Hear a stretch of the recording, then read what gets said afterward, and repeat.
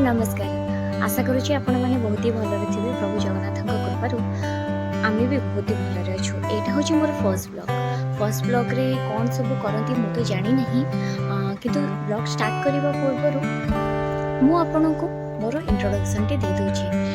मो ना हूँ तनुश्री।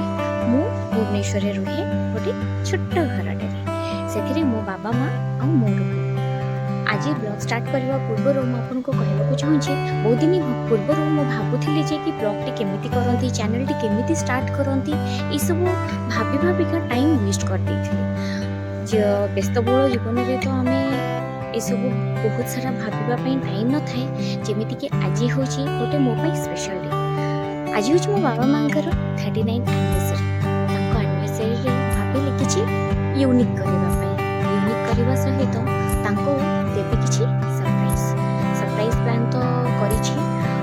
चेष्टा करी किसी पुराना स्मृति को रिकॉल करने चलतु देखा आम कौन कौन सब दुनिया रे किछि भी चाहेनी मो ना सुना ना रूपा ना धन संपत्ति किछि भी दरकार नहीं मोर बास मो बापा माँ को ओठरे टिके हस दरकार।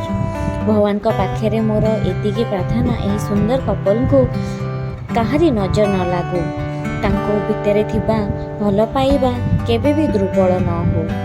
मते लागुची एई सरप्राइज प्लान टी देखिके बाबा माँ बहुत खुशी अनुभव करुचंती। तांको फेस रु तो पूरा जना पड़ुची। आपण मानको केमिति लागुची कमेंट करी निश्चिंत जणेबे। वीडियोटी भल लागिथिले लाइक करिवे, सब्सक्राइब करिवे एंड शेयर करिवे, कमेंट करी निश्चिंत जणेबे। रहुची नमस्कार।